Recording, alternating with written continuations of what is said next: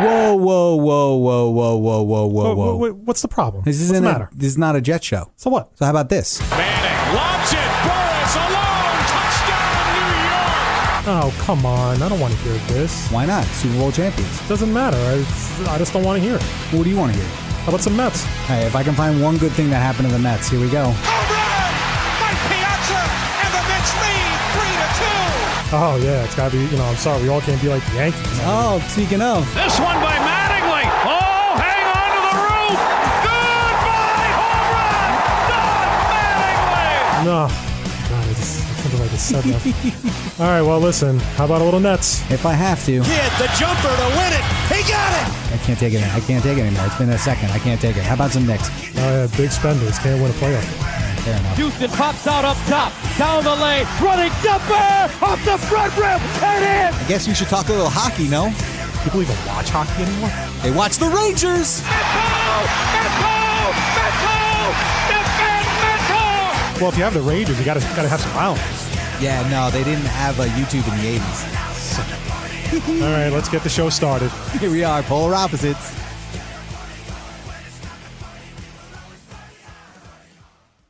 Hello and welcome to the Polar Opposite Sports Podcast, live on StrongIsland.tv. The number to call is 516-945-9099. Again, it's 516-945-9099. Our first show of 2018. Happy New Year, everybody. Hope you enjoyed it.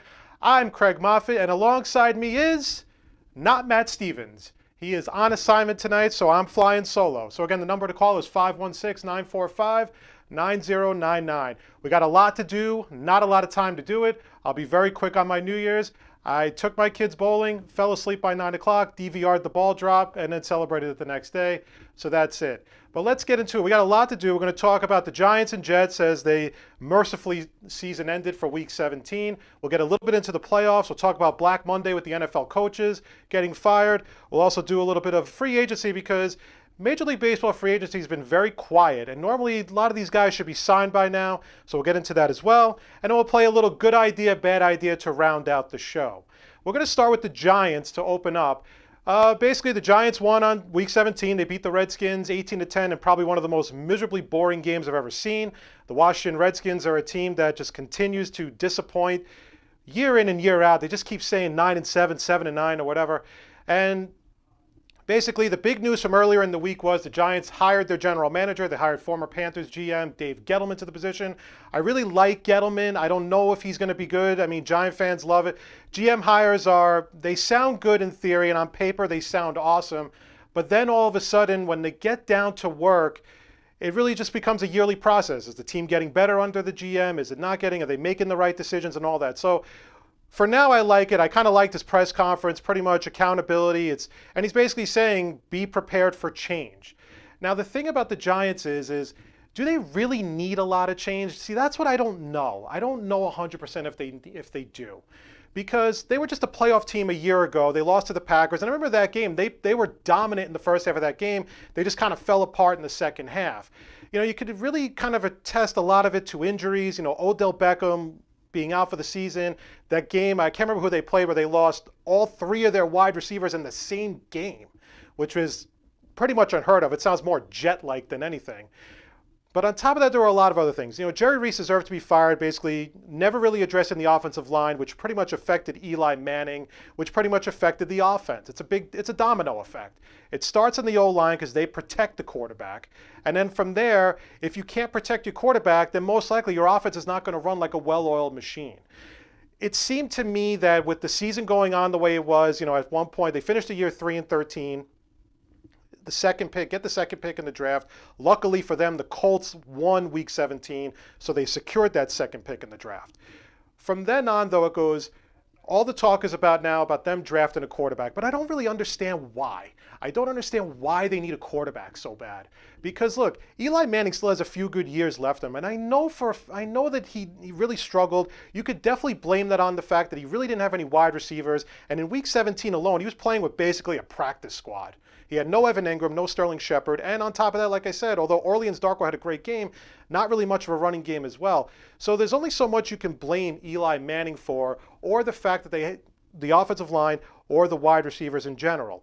But I can understand where they're going because Eli Manning, I think, is 37, maybe going on 38. He's only got really a few more years left in him at this point. The Giants could be a team in transition going into next year, so they may not even be competing for a Super Bowl, which means you're basically wasting a year from your Hall of Fame quarterback. So maybe the best course of action is to get a young signal caller with that second pick, see if anybody will shop. Maybe you could shop Eli to a team like the Jaguars have already been rumored because of his relationship with Coughlin and everything. So that's part of it. At the same time, though, if you just rebuild your offensive line and then you get Beckham back next year with a healthy Sterling Shepard and a healthy Evan Ingram, maybe get a running back, all of a sudden the Giants are right back in it competing. And in the NFC East, while the Eagles had a terrific season under Carson Wentz, obviously now out for the season with a torn ACL with Nick Foles, that is a winnable division. I still think it's a winnable division. Although I like the Eagles have tough time against good teams. And I also think that the Giants can beat them if they get the right pieces in place. And maybe that's where Gettleman comes in. He'll have some cap room to use, but he'll have some tough decisions to make. For starters, what do you do with, you have some big free agents coming up. Justin Pugh is a free agent. How much do you invest in him coming off a back injury? For the second year in a row, Weston Richburg was hurt most of the year. Do you invest in him as your center for the future? And so on and so on. And they have some cuts to make. Dominique Rodgers-Cromartie could be on the chopping block. Janoris Jenkins doesn't have any more guaranteed money after this year. And he was a big part of their secondary this year, as well as last year, even though he didn't really play that great this year. So there's that too. Do you cut Janoris Jenkins? And if you get rid of those two guys, then the next question becomes, what do you do with Eli Apple? Eli Apple, really just a rough second year. A lot of it is a test to attitude, this feud with Landon Collins. I don't understand why Eli Manning would try to poke the bear with Landon Collins, who's one of the most vocal leaders on the team and arguably their best secondary, their best safety, not only and their best secondary player. And I don't understand why he'd even go that far. Then on top of that, he's being really obnoxious to reporters when they're trying to ask him questions. And then it all started, of course, with that retweet he did of a Cowboys touchdown, mainly because his friend was from Ohio State that scored that touchdown. So there's a lot of immaturity with Eli Apple. It doesn't mean the talent's not there, but the immaturity is definitely a big issue. Now at this point though, if you get rid of Apple, which means you're going to be committed to some big money for Apple, I mean, he's on a rookie contract, but it's still going to count a lot towards the cap, like $5 or $6 million, and you get rid of Rodgers-Cromartie and you get rid of Jenkins, now you're right back to square one with literally no secondary. Not to mention you have Devin Kennard as a free agent, Jonathan Casillas is a free agent. The Giants have a lot of questions to answer right now going into this year, but do I think they need a complete overhaul? No, not necessarily, because I think smart signings mixed with the talent that you have, you can get right back into it by next year. A lot of people are kind of making it seem like it's like Chicken Little, the sky is falling. I don't think it's that bad. Although, when you're a fan of the team, you'll definitely be the most pessimistic in many ways because you automatically assume there's a million problems with the team when really there isn't. This could be very simple as a quick fix and then flip it and then you're right back in the playoff hunt for next year. So in that sense, look, the Giants ended on a high. It was a good win for them. It was good to see Spagnuolo go out with a win, even though he has no chance to be the head coach of this team next year. But like I said, I think the fixtures are minimal. I don't think you need to go all out, go crazy and all that stuff. But it starts with Gettleman, but the other thing I like about Gettleman is he really seems like a no-nonsense GM, and that's maybe what you need. Kind of like it's not necessarily a breath of fresh air, but it's just something maybe different from what Jerry Reese and Ben McAdoo were. Now, whether they respond to that remains to be seen, but right now it's a step in the right direction, and let's see what the Giants do going into the offseason. Again, second pick in the draft is going to be they're the key.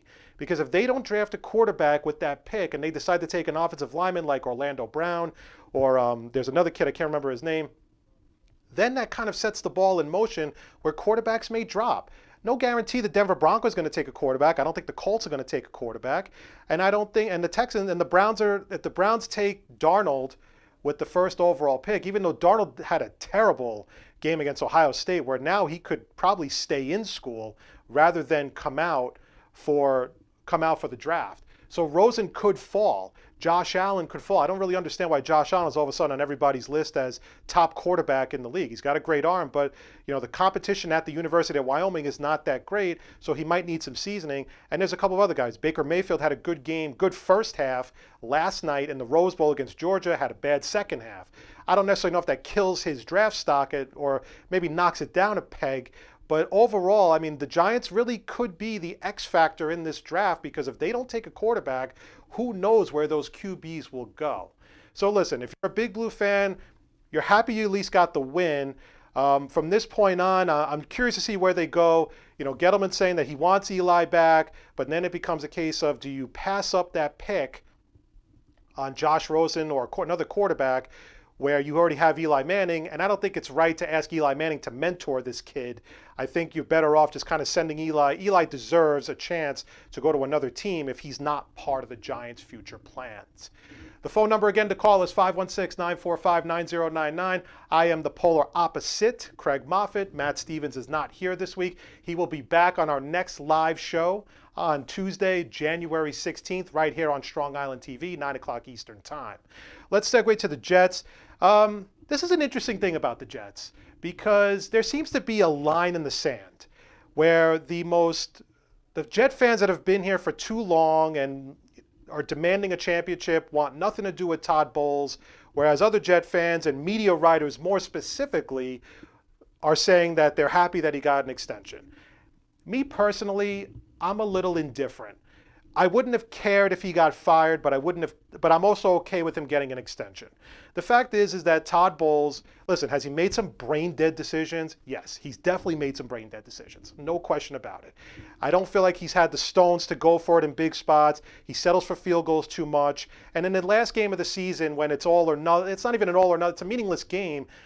But it would have been nice if, as the head coach, maybe you told your OC, let's get Petty, throw the ball deep, and a lot of it was dink and dunk, which is typical. That's what they do a lot of times. It's all about protecting the quarterback. And like we talked about on a previous podcast, on a previous show, offensive coordinators have this tendency to let their QBs get too conservative. And when you're too conservative with the offense, you're not going to get maximum effort. You're not going to get the most out of this kid, because all he knows how to do is throw 3-yard passes the whole time. They're not taking shots down deep, and again, it's a detriment to him. Now, I don't think Petty's going to be a very good quarterback. I think he's probably a backup at best. He's got the arm, but his accuracy is a major problem. At this point for the Jets, I'm happy that Bowles got the extension, but like I said, I wouldn't have cared if he got fired. But now Bowles has to take the next step forward. And what does that mean? Is it a playoff year? I don't know. And the reason why I'm going to say that is because the schedule next year is going to be brutal for the Jets. You have to play the Packers, Lions, Vikings, and Bears. And all those teams are going to be, they're better than the Jets in my opinion, although I think they could beat the Lions and the Bears. But with a healthy Aaron Rodgers and then, of course, the Vikings, you're not going to beat them.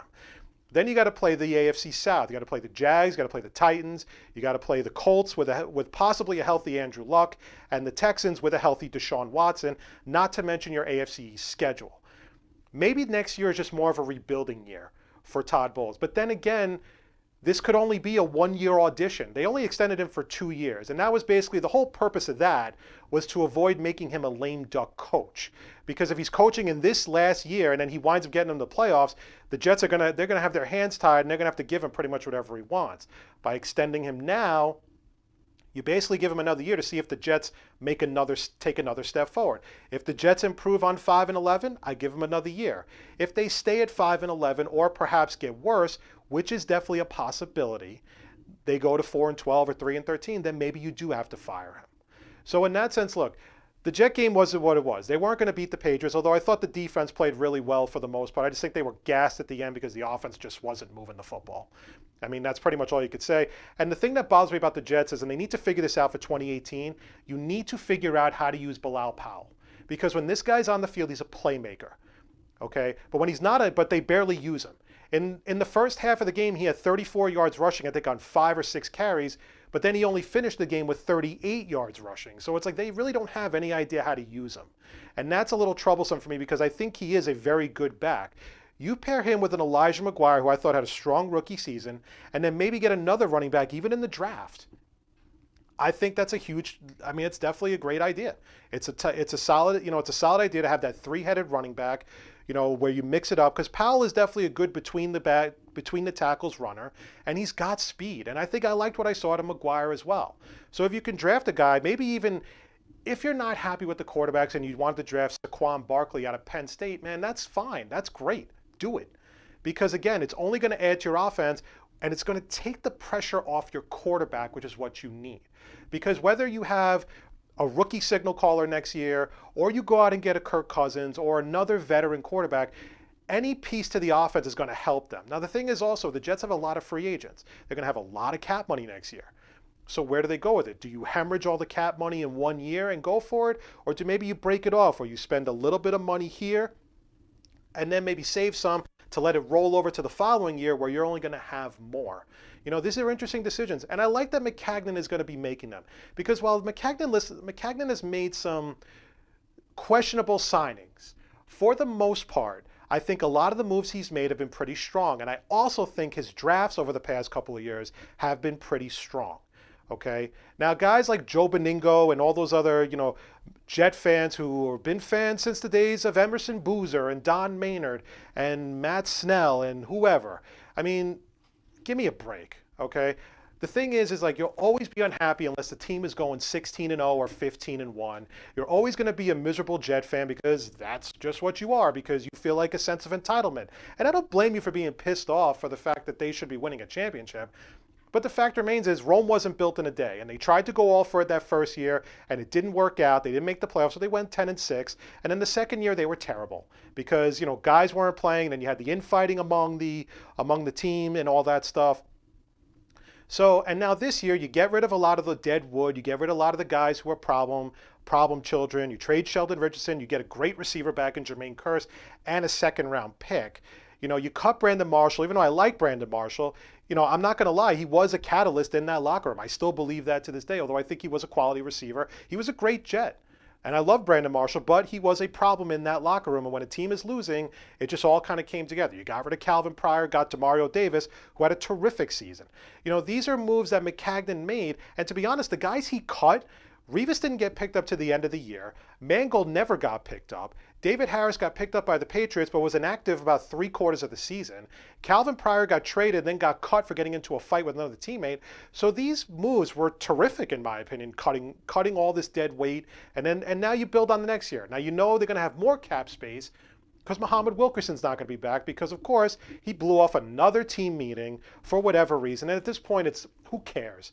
The fact is that he hasn't lived up to the contract. It's clear as day he hasn't lived up to the contract. And that's it. So in that sense, look, this is something to build on. I think Todd Bowles deserved a chance to get another year out of this deal. And Jets regress, which I think they'll be a little bit better next year. If they make smart signings, then do it. Then that'll be a start. And if they keep building on quality drafts, because you have some building blocks here with the drafts. Darren Lee. You have Jamal Adams and Marcus May, I thought had terrific rookie seasons. You had Jordan Jenkins, who I think is he's a good solid linebacker. He doesn't have the greatest speed, but he's smart. The only thing I would say at this point for the Jets that they really need to start cleaning up are the penalties. And if I had a nickel for every time this team was called for 12 men on the field, I'd be a millionaire. It's inexplicable that it was literally 3 weeks in a row that this team was being called a penalty for 12 men on the field, or defensive holding, or multiple defensive holding calls on the same drive. Todd Bowles has to clean that up. The problem is, and this is what worries me, is that if they haven't figured it out yet, I don't think they're going to figure it out next year either. I think they're still going to be a little bit of an undisciplined team. You hope that's not the case. But in that sense, you have to, that's one of the main things they're going to have to clean up going into next year. Obviously, the other areas they need to fill include offensive line, which is a must. They need to rebuild that offensive line, especially on the tackles. The quarterbacks are just getting killed. Obviously, you need a new signal caller. That's the number one priority on where they're going to go. And then after that, a new wide receiver couldn't really help. You're going to need some help on the defensive line with Mo Wilkerson now being gone. And you'll probably need a cornerback or two because I don't know if Buster Skrine will be back next year, and there's no word on, not sure how they feel about Morris Claiborne coming back from another year. But with all due respect, after the horrible season last year, granted the record does not reflect it, the fact is the Jets did play hard for Bowles, and a couple of those games could have easily gone their way. But at this point, you take it with a grain of salt, you move on. They did the right thing, I think, in giving Bowles and Maccagnan extensions, because to be brutally honest, I don't think there was a coach out there right now that I'm saying, I have to have this guy. They're not getting Josh McDaniels. They're not getting Matt Patricia from the Patriots. So who else is out there that you really, really want? And that's my point. So in that sense, I'd rather roll the dice in 2018 with Todd Bowles and Maccagnan running the show than have to go through another coach, another GM, and another offensive coordinator, another defensive coordinator, another linebackers coach. The problem with fans in general is they don't give teams enough time. 3 years to me is no longer, that's the standard in many people's eyes, not in mine. I need more time with this group because 3 years, if you go 9-7 3 straight years, are you going to fire that coach automatically? If you go 9-7, then go 7-9, and then you go 8-8. Is that grounds for termination? Not necessarily. Maybe there were some things that they can't control. I need to give my coach at least 4, maybe a 5th year if I have to. But I need this group to be together, especially now that they're undergoing a total rebuild of everything from the draft to younger free agents and so forth. So it'll be fun to see what the Jets do. You don't like the fact that they lost as many games and went 1-7 on the road. But with the roster that they had to start the season, I got to give Todd Bowles credit for the job he did. Because again, a young roster like this, inexperienced, Maccagnan making some last-minute deals to get guys like Jermaine Kearse, Coney Ely, and Jeremy Curley, they all paid off at the end. I think they paid off, although Ely kind of tapered off the second half of the year. But I thought Curley was productive when he was in for the season, and I thought Kearse was very productive, and Safarian Jenkins was productive. Hopefully the Jets build on that going into the offseason, but overall, I'm pleased with Todd Bowles coming back. I still think it's more of a one-year thing. It's going to be more of a year-to-year thing. I don't think unless he shows improvement next year, he will not make it to the 2019 season. Again, the number to call is 516-945-9099. Again, 516-945-9099. Segue quickly into Black Friday before we get into halftime. Black Monday, excuse me. Didn't disappoint. A lot of teams making changes. Caldwell out by the Lions. Well, we thought Marvin Lewis was getting fired, or not fired, but he had said that he was supposed to be his last season. But apparently when you beat the Ravens and knock Baltimore out of the playoffs, you get a 2-year extension, regardless of the fact that you've been consistently mediocre for 14 years. You have not won a postseason game at all with your starting quarterback, but that's okay. As long as you beat the Ravens in Week 17 to knock them out of the playoffs and help the Buffalo Bills, well, then you get a 2-year extension. So I guess congratulations to Marvin Lewis. You will continue to be a mediocre coach in Cincinnati with your mediocre quarterback and your mediocre team in general. Who else got canned? Well, Arians retired, which, I guess at this point, he's getting a little old, so good for him. I mean, the Cardinals are kind of going into a transition as well. I don't think Arians would have been able to lead this team into the playoffs. They're another team that need a quarterback with Carson Palmer possibly retiring and so forth. The one surprise maybe I'm not surprised, is the Browns bringing back Hugh Jackson for next year. 1-31 as a coach in the NFL, 2 years with the Browns. You have none of your rookies have shown any improvement, marginal improvement. Okay? You put your faith in a third-round quarterback, which wasn't fair to DeShone Kizer, and he was a third-round quarterback. He was a rookie. He was a guy turning the ball over a lot, not really making smart decisions. He got better as a season. He had a couple of good games here and there, but it was unfair to really expect DeShone Kizer to really kind of take that a huge step forward, to the point where now the new GM of the Browns, John Dorsey, may have to draft a quarterback because he doesn't really know what he has in Kizer, and he can't pass up a QB at 1 and 4 with 2 picks in the top 5. The crazy part about Hugh Jackson was he was possibly considered to replace Marvin Lewis in Cincinnati. So he could go from a bad team like the Browns and then get a job right away with Cincinnati, which just made no sense whatsoever. But maybe that's the city of Ohio. I have no idea. But either way, look, he saved his job for another year. So that's pretty much it. So who knows? I've never seen a guy go from 1-15 to 0-16 and last a third season, but anything is possible when you're in the city of Cleveland. And of course, the big one is Jack Del Rio getting fired, which kind of sucked for him in a way because he pretty much was told right after the game was over that he wouldn't be brought back. So of course now the talk is John Gruden is on his way to Oakland. There was talk that the Raiders are giving him an ownership stake in the team, which is unprecedented, and which the owners aren't exactly thrilled about that, because basically it could set a precedent for future coaches like a Bill Cowher, or even to a greater extent if Bill Belichick wanted to go to another team. So right now it's not official yet with Gruden, but it looks like it's going to happen.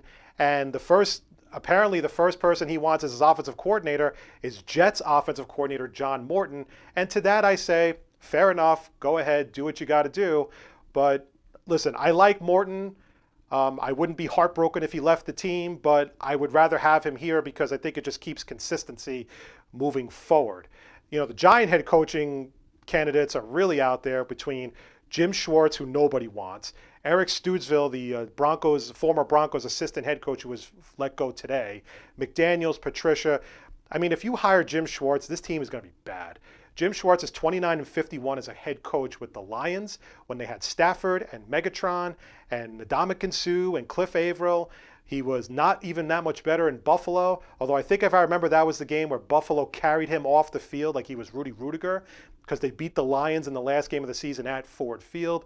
So there's a lot going to go on. I mean, we're going to do some more stuff with the coaches as the weeks go by because these vacancies tend to get filled right away because teams just want to get going, get started, and they want to start getting their coordinators in place before the season's over, especially with the Super Bowl and the postseason and all that stuff.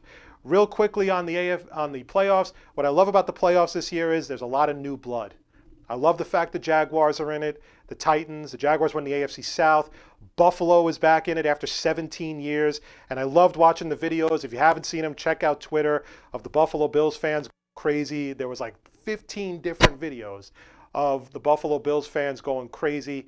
So that was, so again, and what you're seeing a lot of first-year coaches with new teams. Sean McDermott in Buffalo, Doug Marrone in Jacksonville, Mike Mularkey, who got his first year in Tennessee. Sean McVay wins the NFC West for the Rams. Peterson was more in his second year with the Eagles. So is Mike Zimmer. And the list goes on and on.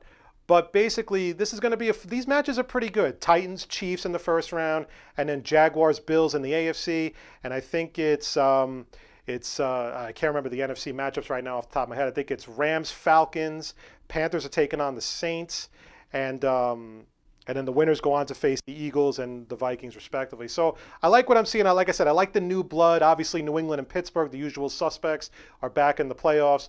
So no surprise there.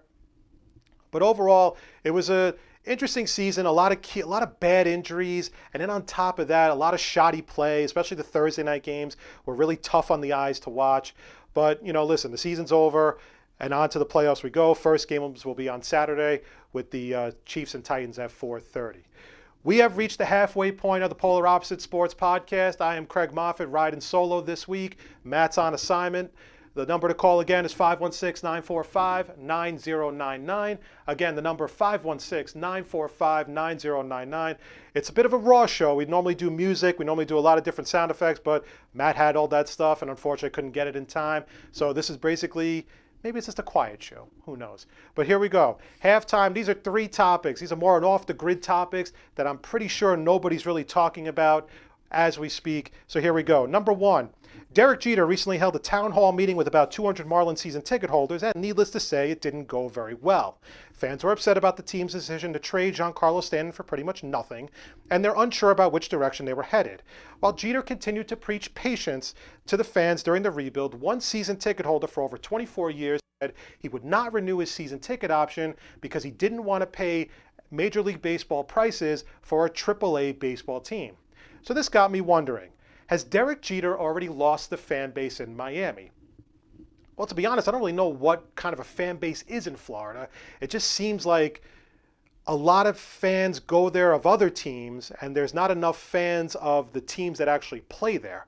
When you go to a Tampa Bay Rays game, you see a lot of Yankee fans, Red Sox fans, etc. Mets fans and so forth. When you go to a Marlins game, you see Mets fans, you see Nationals fans, you see Braves fans. You see a lot of transplants from different cities. You don't really see that Marlins faithful. And surprising, I'm not surprised, because all this team ever does is they build you up and then they let you down by trading away everybody. It's the same thing with Tampa. Tampa only really seems to be in the league to exist. They have no intention of spending money. They have every intention of collecting the revenue sharing portion from other teams like the Yankees and the Red Sox that spend that money. They have no intent to make that team better. They're perfectly fine with being a last place team just to build up AAA players. And then when those guys hit their peak and want more money, the Rays will trade them. It's the Montreal Expos syndrome all over again. Has Jeter lost a fan base in Miami? Well, it's too early to say that, because Jeter, I like to think he has a plan. I don't know what that plan is yet, because he's already traded away Ozuna, he's already traded away Stanton, and now on top of that, he's got Christian Yelich and JT Realmuto as two examples of players who are pissed off because they don't know where the team is headed. They don't want to play for a last place team. They want to start playing for contenders. So all I could say to Miami, all 15 of you Miami Marlins fans, is give a guy a chance. What's the worst that could possibly happen? I mean, at this point, he made his bed with Giancarlo Stanton. Now he's got to lie in it, and he's got to deal with the wrath of the people who actually pay money. What worries me about the Marlins is eventually they are going to move. And when they move, that stadium will be used for absolutely nothing. A stadium that was built on taxpayer money will be used for pretty much nothing. Number 2, LeVar Ball is planning on starting a basketball league for high school kids who don't want to go to college to play ball. The league, called the Junior Basketball Association, will be fully funded by his Big Baller brand, and he plans to pay players a salary of anywhere between $3,000 to $10,000 depending on how good they are. He's looking for about 80 players to fill 10 teams that will seek to play at NBA arenas in LA, Orlando, Brooklyn, Atlanta, etc. The league will follow NBA rules instead of college, which is basically 12-minute quarters and a pro three-point line. So this got me thinking, does LeVar Ball's league have any chance of being successful? And the answer is no. And the reason why is because not every high school kid can go to the NBA. Not every high school kid is good enough to play in the NBA. You are kind of selling them a false hope that they will be in the NBA. And the thing is, this is a lot of money to rent out an arena for a mediocre basketball game between a bunch of high school kids. Because a lot of high school kids are going to go pro. They're going to go to college, even if it means for that 1 year. You're better off going to places like Kentucky and Duke and learning under Krzyzewski and Calipari and Louisville, although it's not Rick Pitino anymore, than trusting your faith in LeVar Ball to say, my league will get you to the NBA quicker than a college will. You're wasting your time in college, because that's how he has to sell it. You're basically telling a kid out of high school, you're wasting your time getting an education in college by but join my league, because you could play basketball, and in 2 or 3 years, an NBA team may scout you, and they might not. I would say about 90% of the kids that join that league have little to no chance to succeed. But again, LeVar Ball doesn't care about that, because all LeVar Ball cares about is making money. And that's exactly what he's going to do. And he's going to exploit these kids to play basketball. And quite frankly, this seems like a ploy to get his sons out of Lithuania to come play ball in the States. For those of you who don't know, he pulled his kids out of high school and college to go play ball in Lithuania, in a city where they don't speak English, where apparently the coach sells meat out of a trunk of his car. And then on top of that, the quality of play, the guys are bigger there and they're stronger, whereas LeVar Ball's kids are not very strong. Most of the people in Lithuania have never heard of them, and they're going to find it really tough to adjust to life out there, because it's not going to be the same as it is in the United States. So it seems like, while I understand maybe his intentions are good, but I also think he's basically saying that, screw the NCAA, just come join my league and you guys will make it to I guarantee, he'll probably even give them guarantees that they'll make it to the NBA a lot faster. But again, at this point, it's probably better for these kids to get some seasoning in college, at schools like the University of Kentucky, schools like Baylor, schools like, Duke, and all those other, Auburn is another one. Virginia is always a pretty decent team. Arizona, those are the types of teams you get quality coaching, and on top of that, you face very good college competition. So I don't think LeVar Ball has any chance of his league succeeding, but then again, people will want to be a part of it because it's LeVar Ball, and he is a very polarizing figure in the world of sports. And finally, number 3, spring training is right around the corner, and as we head into 2018, it's a bit surprising that none of the top free agents have signed contracts. The main moves so far this offseason have been trades. Giancarlo Stanton to the Yankees, Marcell Ozuna to the Cardinals, and Evan Longoria to the Giants. The only free agents assigned so far this year are Carlos Santana with the Phillies, Wade Davis to the Rockies, and Shohei Ohtani to the Angels. JD Martinez is considered the top free agent available, but there hasn't been serious interest in him or many other players. So this got me thinking, does JD Martinez have to sign first before the remaining free agent dominoes can drop? You know, this is a funny question because it only kind of shows how weak the free agent market is this year. The fact is that while these players are very good, they're not worth the money that the agents are asking for. Scott Boras is asking for close to $200 million for J.D. Martinez. And if I'm a team, I'm not paying $200 million for J.D. Martinez. Because quite frankly, J.D. Martinez is not that good and he's not a guy that can carry my team. So for example, I ran down the top 20 free agents per Yahoo Sports. Every website has their own list of top 20. I just picked Yahoo Sports. So outside of Ohtani, who signed with the Angels, Wade Davis to the Rockies, Zach Kozar to the Angels, which was number 11 on this list. Carlos Santana was number 14. Number 15 was Wellington Castillo, a mediocre catcher who signed with the White Sox. And CC Sabathia was ranked number 18. And now CC had a great year last year, but if he's the 18th best free agent on the market, according to Yahoo Sports, then the rest of the list is pure crap and not worth paying the kind of money that they're looking for. So that's why this game just keeps going down. But the problem is we're about 6 weeks out until pitchers and catchers report. These guys have got to get teams pretty soon, right? Because if not, just going to go on, and they're going to be relegated to accepting one-year deals for pretty much next to nothing. So for example, number 2 on their list is Yu Darvish. Had a terrible postseason, not to mention he's injury prone. He wasn't that great with the Texas Rangers either. But his postseason with the Dodgers, scaring a lot of teams right now, I'm sure, because he probably wants a big contract and they're not willing to give it to him. Martinez is number 3. Again, I'm not paying $200 million for a guy that you could easily argue had the benefits of playing on a pretty strong team in Detroit, even though they kind of crapped the bed for Brad Ausmus, and then went to Arizona, where he played for another strong team that made the wild card. Then you have Eric Hosmer, number 4. Again, the Royals' success is from a bunch of players, not just Eric Hosmer. You're talking Moustakas, you're talking Kane, Alcides Escobar, Danny Duffy was a solid pitcher for them this year, Jason Vargas was a solid pitcher. So again, teams must be wondering if these players can carry a team by themselves when the going gets tough, and I don't think they do. Number 5 is Jake Arrieta. Guy had a strong season, not as much last year compared to the year before, but again, he's a pitcher and he's going to want money. He's going to want big money and teams don't want to pay it. And the list goes on and on. 6, Lorenzo Cain. 7, Mike Moustakas. 8, Alex Cobb. Number 10 is Jay Bruce, another guy who wants a 5-year deal. Teams aren't want anything to do with it. So I think what's happening is teams are getting not buyer's remorse yet because they haven't bought anything, but they don't want to spend the money on guys that may not be worth it. Jay Bruce, I think, is 31 right now, 32. 5-year deal puts him in a team until 37, and that's going to be an untradeable contract.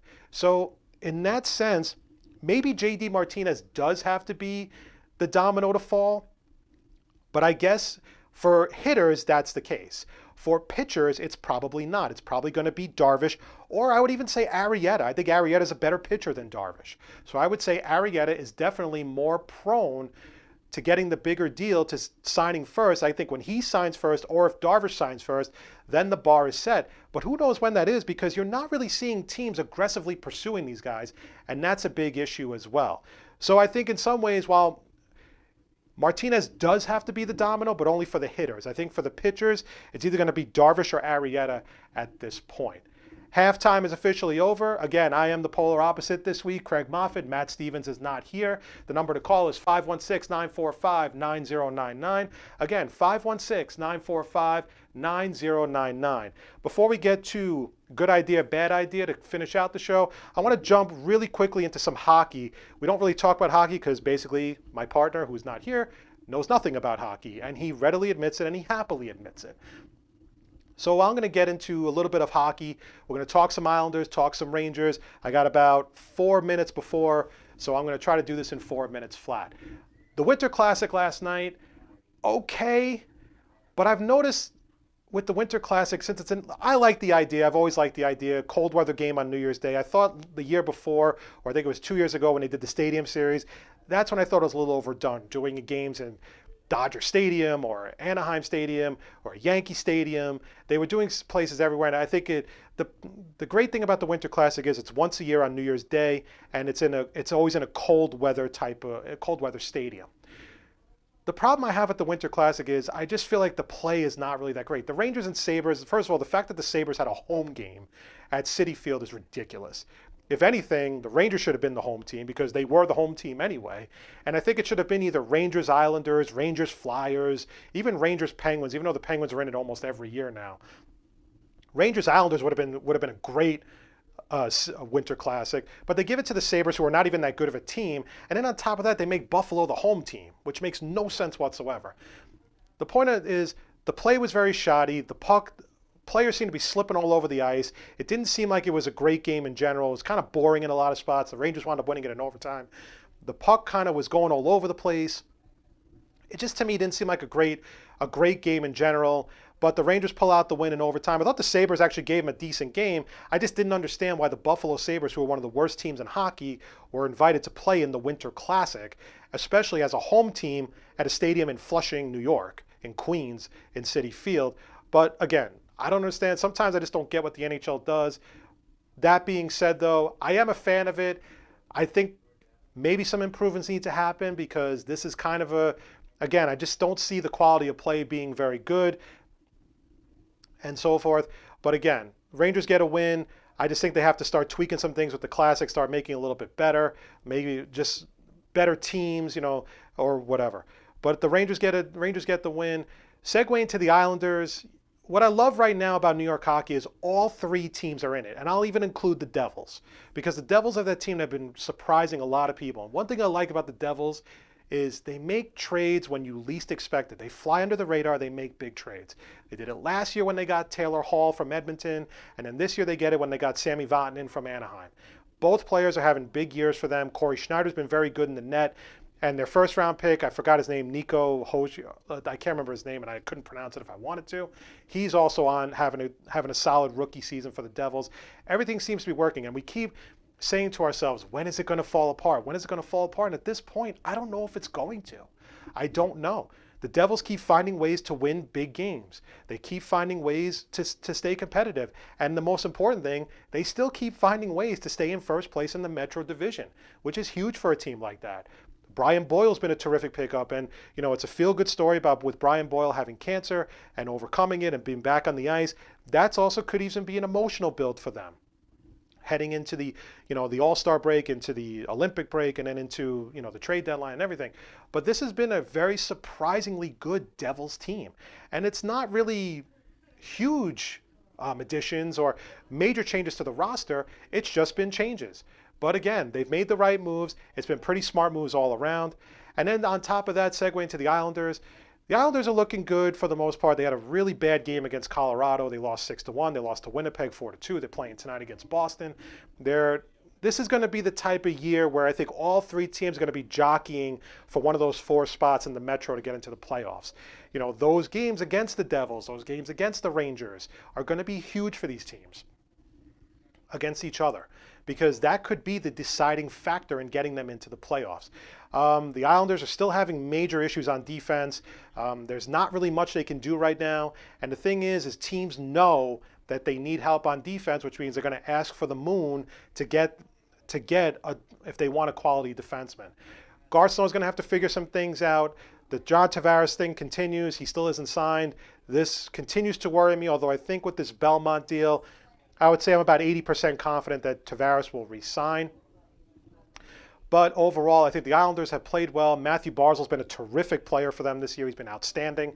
And I love, he's like a little rink rat. He's very, very quick very terrific skater, very fast, puts the puck in the net. He's he's definitely in line for the Calder this year.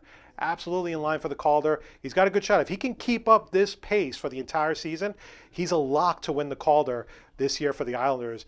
So it's fun to be a New York hockey fan right now. All three teams are playing really, really well. And there's also been a couple of surprises in the NHL. The Vegas Golden Knights look like they're for real this year. Tampa Bay's been played really well. Pittsburgh's been Pittsburgh. Washington, Columbus, all those teams have been really strong this year. I mean, obviously the biggest surprise has been the Vegas Golden Knights, because they have a shot to really be. Now, they're a young team, so this all could eventually go out from under them. But right now, you got to love it. And Gallant's done a terrific job. And another guy who's actually done a terrific job with that team is their assistant coach, which is former Islanders coach Jack Capuano. So again, right now, all three hockey teams are playing great. You know, the Islanders have had a little bit of a hiccup. Every team's going to be going through it, and I think it's just going to be like this all year long. The trade deadline is going to be really important for all three teams because they're going to have to make some moves to keep up with the Joneses. If the Rangers make a move, the Islanders may have to counter. If the Devils make a move, both teams may have to counter because, again, it's all about jockeying for position at this point. Even if it means parting with a prospect you don't really want to, or draft picks you don't want to. But again, at this point right now, it's fun to be a hockey fan in Long Island. It's fun to be a Ranger fan and a Devil fan. It's going to be a lot of fun the rest of the way watching these three teams duke it out for two spots basically. Because I don't think all three teams get in, but I could definitely see easily two of them getting in. Again, the number to call is 516-945-9099. I am the polar opposite for this week. Craig Moffitt, Matt's not here. We'll be back again on Strong Island TV on Tuesday, January 16th at 9 p.m. Eastern Time. Matt should be here unless he's on punishment. I don't know. But for then, again, Tuesday, January 16th, 9 p.m. Eastern Time, only on Strong Island TV. Next week, we'll be doing our regular audio podcast, which is available on podbean.com, Spreaker.com, iTunes, and TuneIn Radio. And follow us on Twitter at PolarOpposites1. We're going to finish up the show right now with a new gig, with a new segment called Good Idea, Bad Idea. This is basically 10 topics. Each has a good idea, each has a bad idea. Each one is about a particular team. So here we go. Good idea, bad idea. This is about the Giants, number one. Good idea. They need to get the Odell Beckham Jr. situation straightened out as soon as possible. Now, Odell Beckham Jr. missed most of the season after he broke his ankle. I think it was like week 4 or week 5. But at this point, he's also playing on the last year of his rookie contract on his 5th-year option. And what scares me, well, if you're a Giant fan, you should be scared because he could easily hold out because he doesn't want to play on that contract. I think it's going to make him $8 million. Now listen, no one doubts that Odell Beckham Jr. is a terrific player, but this needs to get resolved right away. You don't want this going into mini camps or into training camp or especially into OTAs because you're hoping, and I'm sure Gettleman will be hoping, that Beckham shows up for OTA since he was injured all of last year and maybe wants to make a good impression. Now remember, OTAs are voluntary. They don't necessarily have to go. Might be good for Beckham to go. But for the most part, the contract situation is going to be hanging over this team's head just like the Eli situation. And the last thing you really want is your best wide receiver holding out. Now what the Giants think of him at this point, I don't know. So my guess is this could go through training camp. And then Beckham comes in week 1 against whoever they're playing, most likely the Dallas Cowboys on Sunday Night Football. But he could come in week 1 rather than go through training camp and risk another injury where it could put him out for the season and really kill his value. The bad idea, in my opinion, is wasting the number 2 on a pick on a quarterback. I'm sorry, but I don't want to kill Eli Manning on this one. I think Eli Manning deserves a shot to win the job. I think Eli Manning deserves a shot with a full roster, a healthy roster, a better offensive line to lead this team next year. I think it would make the most sense because I think the Giants are not a huge rebuild away from getting back into it. I just think they're a couple of tweaks away, and I think having your Hall of Fame quarterback would be the ideal move. Now, that's not up to me. Obviously, that's up to whatever the Giants think. But at this point, I'd rather rebuild my offensive line through the draft and through free agency to give my Hall of Fame quarterback protection to complete passes and move the offense along.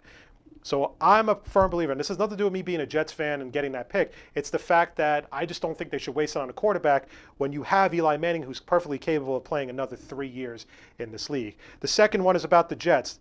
Good idea. The Jets should sign Teddy Bridgewater and draft a QB in the first round. I'm going to take this a step further and say the Jets should make a run at Kirk Cousins. I think that at number 6, there's no guarantee that Darnold will be there because he might stay in school. And if he does come out, he'll probably go to the Browns. And Rosen may go to the Giants. The third quarterback that a lot of people seem to like is Josh Allen. He could very well go to the Broncos at 4. Or I'm sorry, at 5.